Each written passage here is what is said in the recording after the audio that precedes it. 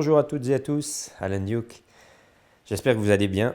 Donc aujourd'hui pour ce 10e épisode d'enquête, nous allons aborder un super sujet, pour moi hyper important. C'est vraiment, on va dire, le sujet des sujets. C'est celui que j'ai commencé à, on va dire, à potasser depuis le départ de mon entreprise. C'est-à-dire on est en 2002 par là, je ne sais pas exactement dire quand. C'est la légende du Christ, le christianisme. Donc nous allons de A à Z, voir ce que représente réellement cette légende et aussi surtout tout l'aspect entre guillemets manipulateur qui a été mis dans cette légende et je vais vous expliquer ça tout de suite. Comme toutes les légendes, la légende du Christ est une légende hyper importante et il faut d'abord, avant que je commence à expliquer en clair ce que je vois derrière cette légende, il faut expliquer qu'il existe deux légendes, en gros. C'est-à-dire une version qui était l'originelle et une qui nous est imposée, donc imposée, et qui est celle on va dire, des Babyloniens. Et quand je dis Babyloniens, vous allez voir qu'est-ce qu'il y a derrière tout ça.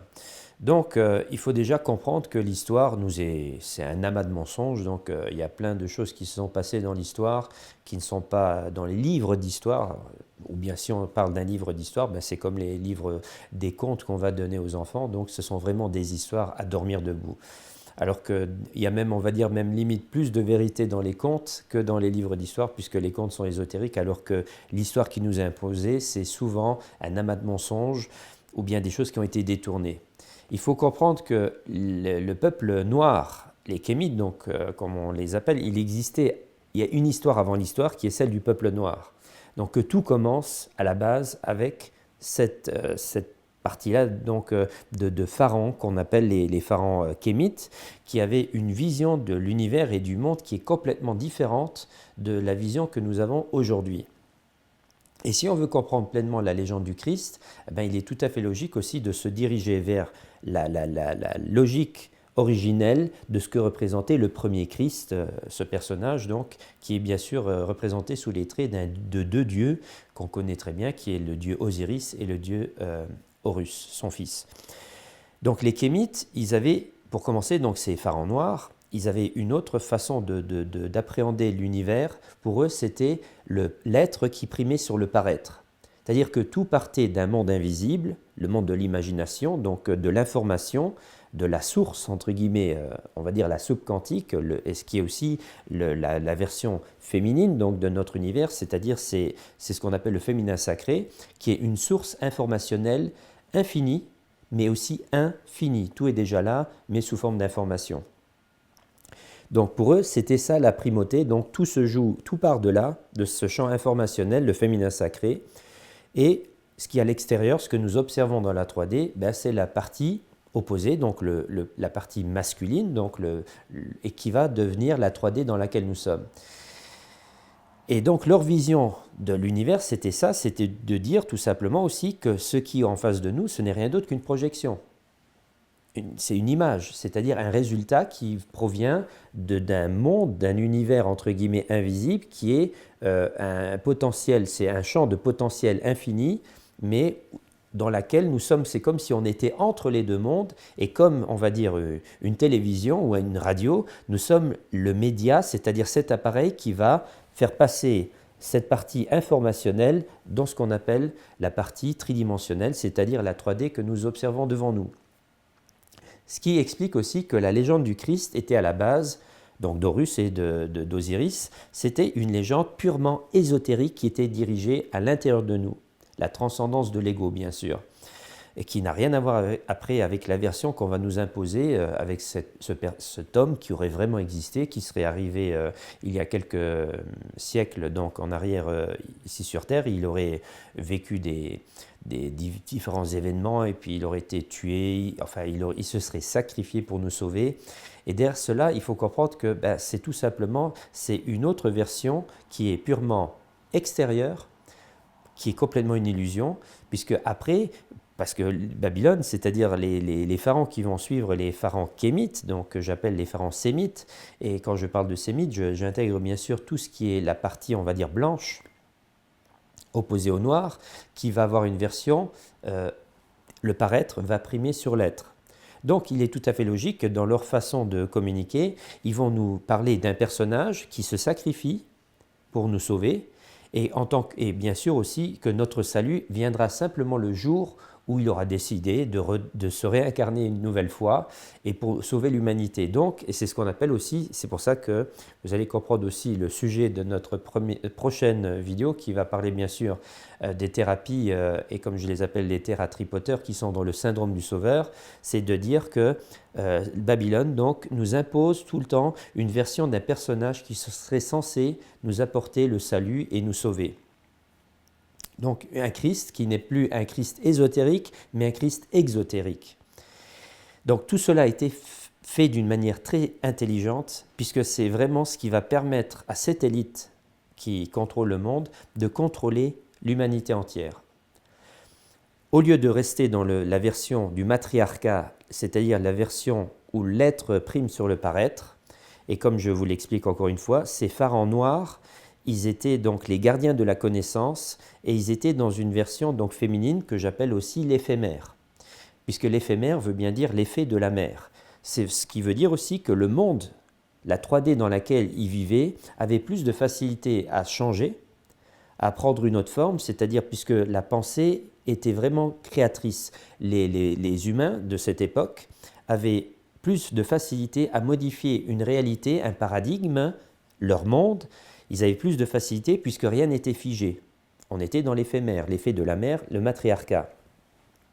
Au moment où il y a l'inversion de pouvoir, où on va rentrer dans le règne des pharaons blancs, et donc là, nous rentrons dans le patriarcat, dans la version paraître qui va prendre le dessus sur l'être.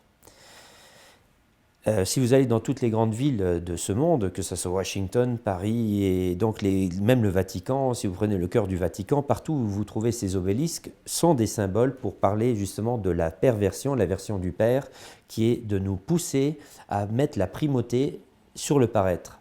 Et tout vient de l'extérieur, c'est-à-dire le bourreau, le sauveur, tout vient de l'extérieur. Alors que cela est une illusion absolue de penser qu'on peut avoir un résultat en voulant atteindre l'extérieur, puisque tout se joue à l'intérieur.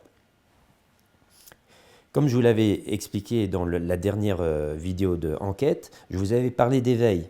Ben, c'est exactement ce qui se produit au moment où l'on s'éveille. On sort de l'envers pour entrer à l'endroit.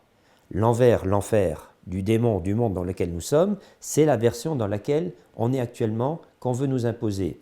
Et là, on comprend que, continuer dans ma réflexion, dans mon raisonnement, la légende du Christ actuelle est une légende qui est complètement à l'envers, puisqu'on nous demande d'attendre un sauveur, de nous sacrifier pour les autres, d'aider les autres, alors qu'en réalité, la seule chose qu'on a à faire, c'est de œuvrer sur nous, individuellement.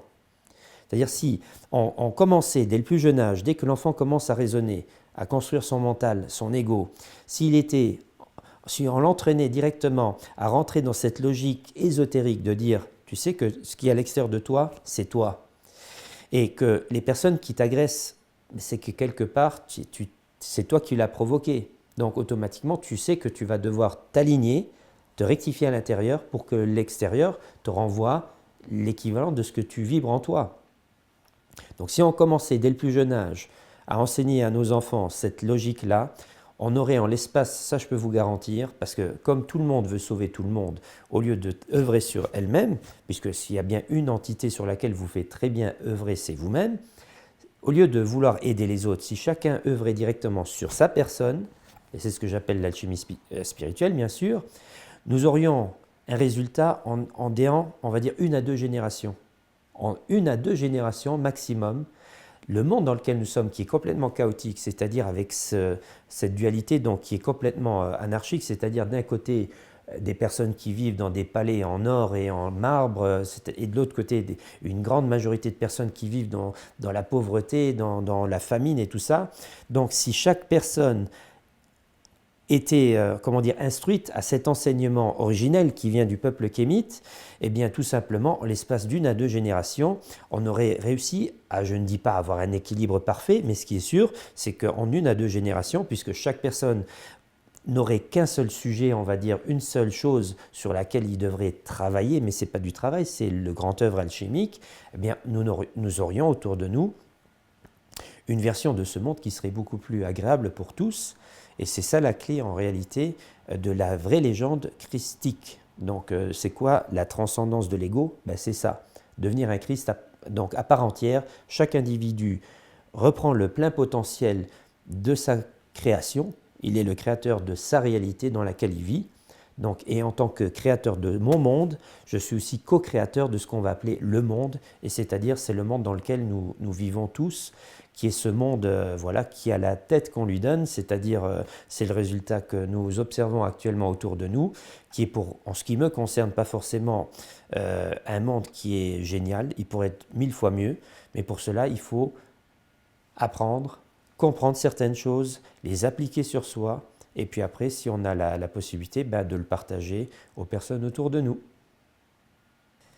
Donc la légende du Christ. Si vous prenez le Christ, quand des personnes me disent « Oui, mais comment tu peux dire un truc pareil? Voyons, le Christ a vraiment existé ?»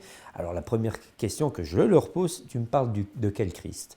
Celui des Amérindiens, celui qui se trouve en Asie, celui qu'on retrouve en Égypte, parce qu'après on va parler de tous les Christs. Si on parle du Christ, ce sont tous les Christs, donc tous ces mêmes légendes qui nous parlent tout le temps de la même chose, la transcendance de l'ego. Et c'est là où on peut dire, mais pourquoi est-ce que celui qu'on nous donne dans le christianisme, pourquoi est-ce que celui-là il serait réel par rapport aux autres qui sont des légendes et des mythologies? Si vous prenez un petit peu différentes légendes, comme celle du dieu Prométhée, le dieu Asclépios, vous prenez la légende d'Hercule. Alors vous allez dire, qu'est-ce que Hercule il a à voir avec le Christ? Je dis, écoutez, quand on voit l'arbre généalogique du Christ qui nous renvoie jusqu'à des rois Salomon et David, donc des personnages qui ont pour symbole un lion, comment est-ce qu'on reconnaît Hercule sur les différentes gravures? C'est parce que Hercule a toujours sur la tête une tête de lion ou une peau de lion sur son épaule. C'est comme ça qu'on réussit à reconnaître Hercule. Et donc, il y a aussi une histoire de lion, mais il va faire 12 travaux, bien sûr, 12 travaux particuliers dans la légende d'Hercule. Et le Christ, lui, c'est celui qui est le descendant d'une lignée qui remonte au roi David et Salomon. Et à côté de lui, il a 12 astropôtres, comme je les appelle, donc des signes du zodiaque, bien sûr. Et on a toujours les mêmes légendes. À un moment donné, il faut arrêter de tout le temps voir derrière cette version chrétienne la version, la seule qui est réelle. Après, bien sûr, je sais que j'offense les croyants, je le sais, mais en même temps, pour moi, il n'y a qu'une chose qui est importante, c'est la vérité. Voilà, c'est ça. Je ne peux pas faire offense à mon intelligence et encore moins à ce côté holistique où j'ai pleinement saisi que de tous les Christs, il y en a en veux-tu, en voilà. Et ce n'est pas le chrétien qui est forcément le réel. Donc, puisque si on fait cette méthode comparative comme je l'ai fait, on comprend qu'avant l'histoire du Christ, nous avions déjà X Christ dans les cultures romaines, grecques, égyptiennes, et j'en passe donc partout à travers le monde. Mais pourquoi est-ce que ce Christ est tellement intéressant, est tellement propagé, est tellement important pour le clergé de Rome, alias donc la création de Constantin? Bien sûr, l'empereur Constantin le Grand qui a officialiser cette nouvelle religion. Il faut comprendre que ce César, qui en réalité est un pharaon, c'est-à-dire il faut comprendre que les Romains, les empereurs romains étaient les descendants des pharaons sémites, pas kémites, mais sémites. Et c'est César, donc, parmi eux, un des, pour moi, les plus intéressants qui reste Constantin, c'est celui qui s'est dit, avec toute notre connaissance que nous avons par rapport aux cultures païennes, donc tout notre savoir à nous, puisque nous sommes les descendants de cela, on va pouvoir utiliser la légende d'Horus et d'Osiris, donc, et on va pouvoir faire un petit biais avec ça, puisque nous allons pouvoir exploiter encore plus facilement les moutons que nous sommes dans le système babylonien. Si vous prenez des symboles par rapport au pharaon, on voit bien, vous savez maintenant dans le film qui vient de sortir, Black Panther, la nouvelle communauté noire, c'est fait exprès aussi, c'est quelque part pour sensibiliser le peuple noir à leur vraie histoire, qu'eux-mêmes n'ont même pas conscience, c'est-à-dire les connaissances des pharaons kémites. Mais maintenant, ils ont l'habitude de faire comme ça. Donc c'est un nouveau signe de reconnaissance, et je pense que c'était même Will Smith qui a commencé à faire ce symbole-là, puisque le pharaon tient d'un côté le bâton de berger et de l'autre côté la flagelle pour battre les blés. Donc le bon berger, qu'on va retrouver bien sûr dans la légende du christianisme, puisqu'on le voit souvent avec un bâton de berger, on peut dire, mais le berger, mais voyons, bien sûr, il est gentil, donc moi déjà, je n'ai pas forcément envie de me voir comme un mouton. Et là, on comprend aussi que dans certaines légendes, on nous dit, qu'à un moment donné dans l'histoire, les moutons vont redevenir des lions. Pour comprendre que quelque part, l'éveil va faire en sorte que les gens vont reprendre pleinement conscience de leur pouvoir absolu. Donc en tant qu'humain, on va dire, qui a transcendé bien sûr son ego, et de prendre conscience que toutes les clés, je les ai en moi, individuellement, et je vais pardon, pouvoir partager ces clés autour de moi, bien sûr, à qui veut m'entendre, sans forcer quoi que ce soit. Mais le berger, quand on prend le symbolisme du berger, moi forcément je ne me vois pas comme un mouton, mais il faut comprendre aussi que le berger, quand il s'occupe de ses brebis et de ses moutons, c'est que derrière cela, il a un intérêt à le faire pour protéger les moutons du loup. Qu'est-ce qu'il va faire? Il ne fait rien d'autre que parce qu'il est en train d'exploiter ces moutons. Il a besoin de leur laine. Les moutons plus âgés, ils passent à l'abattoir et il n'y a pas de souci puisqu'il a une nouvelle portée de petits agneaux, des agneaux qui vont continuer à nourrir le système. Donc on comprend que le système babylonien va utiliser cette image du berger autour du Christ, ce sauveur, entre guillemets, celui qui s'est sacrifié pour nous soi-disant nous sauver ou bien pour nous absoudre d'un péché soi-disant originel que nous aurions commis dans le jardin d'Éden. Donc on comprend à un moment donné que tout est fait pour nous maintenir dans une forme de moutonnage, puisque le système babylonien a besoin de personnes complètement, on va dire, voilà, qui se comportent comme des moutons pour les exploiter. Mais bien sûr, nous n'avons pas de laine, autant que je sache, on n'a pas de laine sur le corps, on n'est non plus pas des vaches à lait, voilà. Mais il y a quelque chose apparemment qui est très important, et c'est cette chose, c'est tout simplement notre énergie. C'est-à-dire l'énergie que nous allons dépenser pour nourrir ce système babylonien, bien sûr. Là, on peut dire que notre énergie se transforme en or, mais pour eux, pour cette petite élite qui nous contrôle. Donc, comme je vous le disais, énergie, nous sommes de l'énergie, nous créons de l'énergie. Il faut comprendre que l'univers dans lequel nous sommes, notre monde, le démon dans lequel nous vivons, cet Ouroboros, c'est-à-dire l'univers dans lequel nous sommes, a besoin de tout le temps de l'énergie, de la nouvelle énergie que nous produisons dans la 3D. On va parler d'électromagnétisme. Quand on parle d'information, l'information, ce n'est pas de l'énergie. Ça n'a pas de forme et c'est une information, c'est un potentiel. Mais pour que ce potentiel, cette information puisse voir le jour, qu'elle puisse se densifier dans la 3D, elle a besoin d'un support qu'on appelle l'électromagnétisme. Et nous, les moutons, sommes ceux qui vont créer cette énergie que le système babylonien va utiliser pour créer sa version de la 3D, ou bien pour la maintenir comme elle est actuellement, voire la modifier, la transformer. Pour cela, je vais vous expliquer certaines choses qui sont, on va dire, que j'ai trouvées, que j'ai découvertes, donc qui sont assez pertinentes. Et d'un côté, nous avons donc la connaissance, parce que Bouddha est une version entre guillemets donc asiatique d'un Christ d'une certaine manière, et il est très intéressant de voir Bouddha avec la petite svastika sur la poitrine, donc qu'on va appeler plus tard chez les nazis la croix gammée. Mais la svastika, c'est quand même un symbole très particulier, et si vous allez sur le net, vous allez surtout voir l'information, la svastika représente la force, l'énergie solaire. Et là, je vous dis que nenni. Ça n'a rien à voir avec le soleil, la svastika. La svastika représente quelque chose d'autre. Donc, je vais vous l'expliquer. Quand vous voyez Bouddha qui fait le petit salut, comme ça, d'accord, il met sa main en position comme ça, et il a sa svastika sur la poitrine. Vous allez voir que Hitler, il n'avait pas tout le temps cette manie de brandir le bras. Souvent, Hitler faisait aussi comme ça. Donc, vous avez la croix gammée, la svastika chez les Tibétains, avec Bouddha. Bouddha salue comme ça, Hitler faisait aussi comme ça.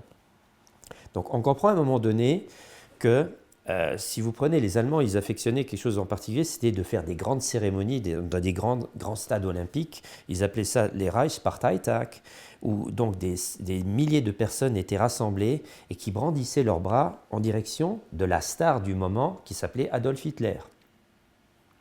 Et si je dis star du moment, c'est parce que plus tard, tout ce qu'on va appeler les stars de musique et les concerts et tout ça, c'est exactement le même principe.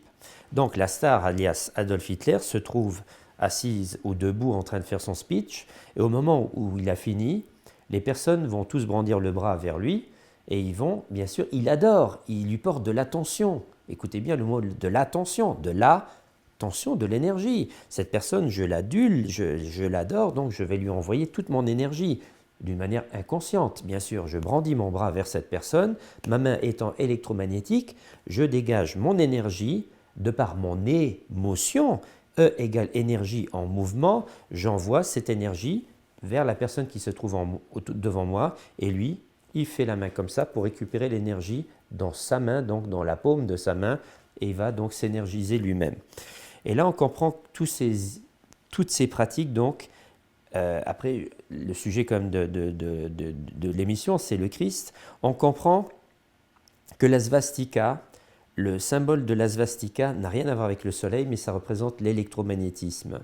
Et encore une fois, comme je vous avais expliqué, la légende du Christ, comme elle nous est proposée, c'est-à-dire le sacrifice, de sacrifier, de pouvoir se sacrifier pour les autres, c'est fait exprès en même temps pour libérer de l'énergie. C'est-à-dire, au lieu de rester dans son énergie intérieure et d'œuvrer sur sa personne pour préserver son énergie, c'est-à-dire de maîtriser, entre guillemets, ses émotions, E égale énergie en mouvement, emotion, de cesser d'avoir des énervements. Le mot énervement commence comme le mot énergie. Encore une fois, on comprend certaines choses.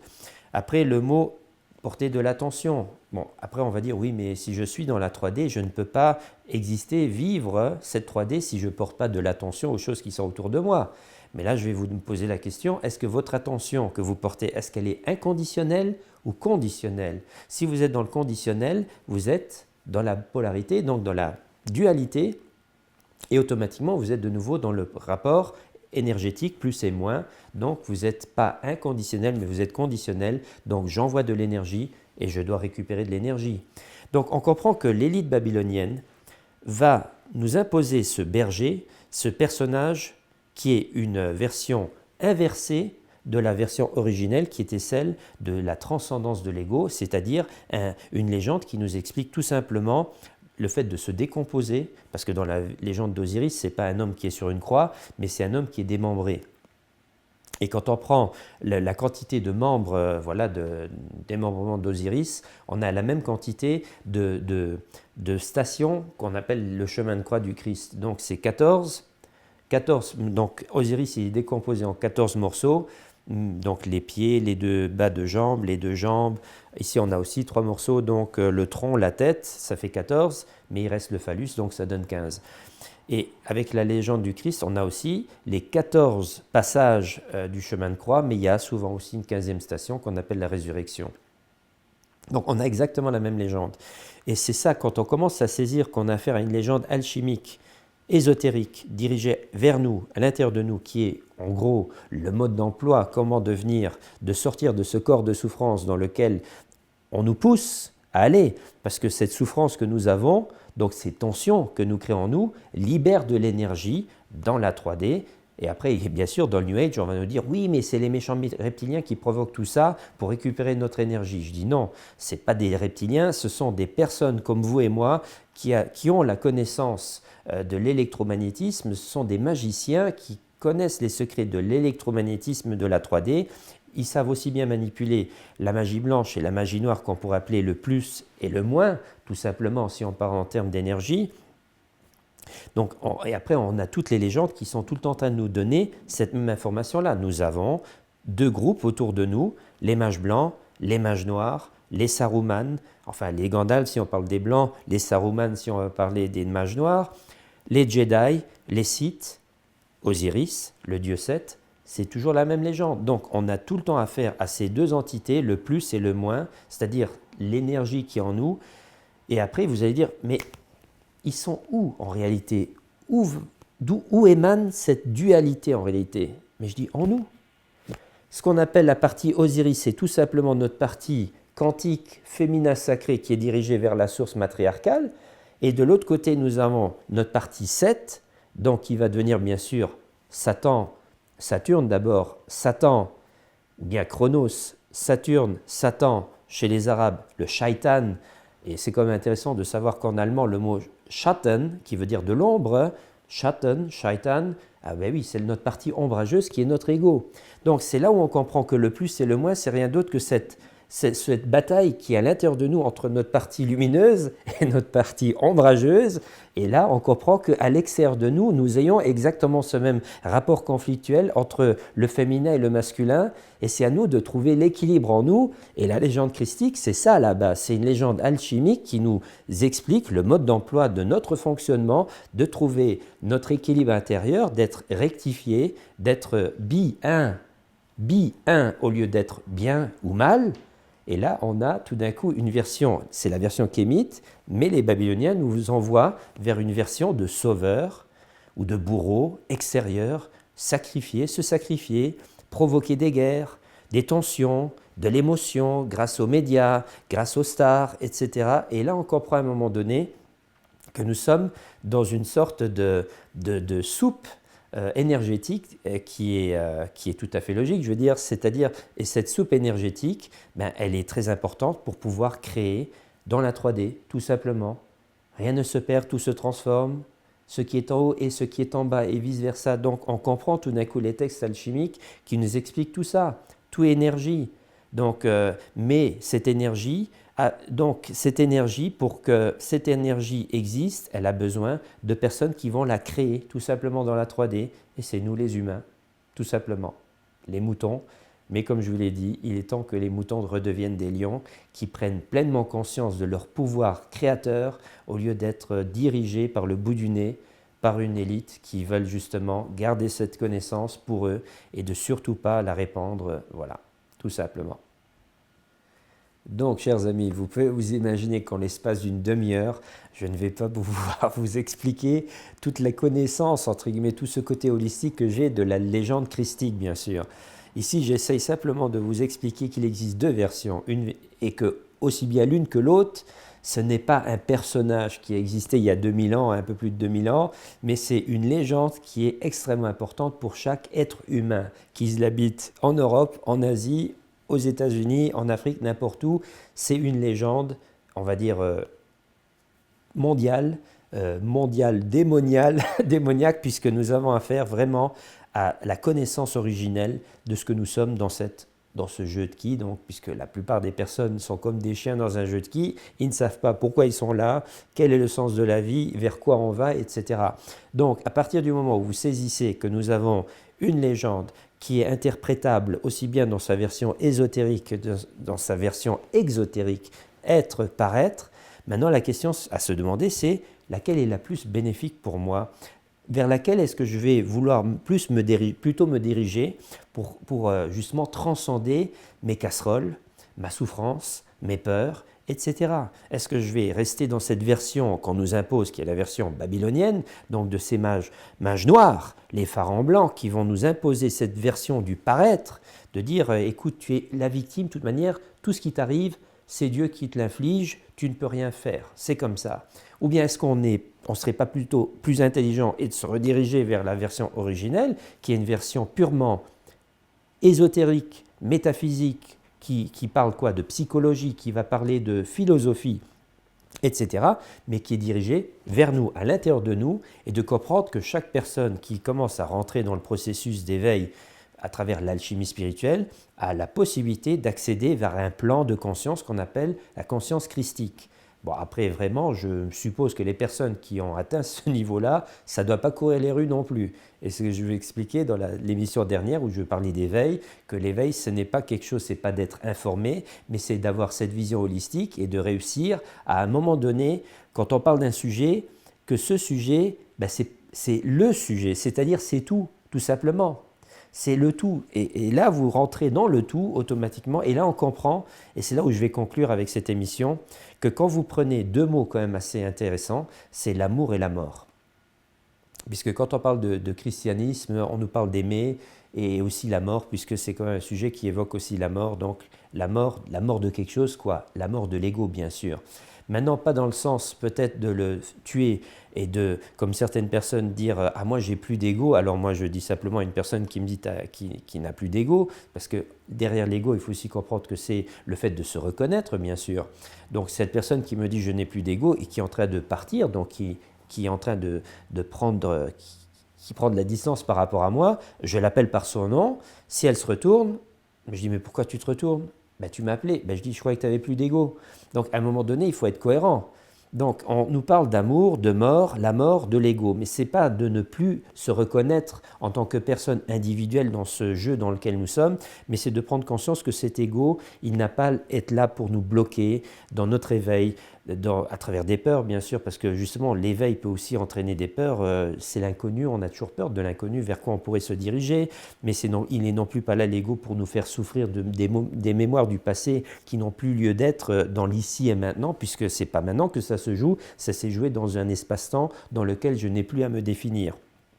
Et donc l'amour et la mort, à un moment donné, on comprend que plus je rentre dans l'amour, c'est-à-dire la partie inconditionnelle de mon être, plus je vais mourir quelque part. Et alors pourquoi je vous dis ça? C'est parce que l'âme our veut dire l'âme qui rentre dans la lumière. Et l'âme or, c'est l'âme qui rentre dans la lumière. Donc, et c'est quoi cette lumière? Cet our, cet or, ben c'est la lumière des alchimistes. Et cette lumière, en réalité, on l'appelle, pour les personnes qui y vont être étonnées, mais on peut l'appeler le ki, le chi, le prana, ou l'éther, si maintenant nous allons dans la version, on va dire, occidentale, on va l'appeler l'éther.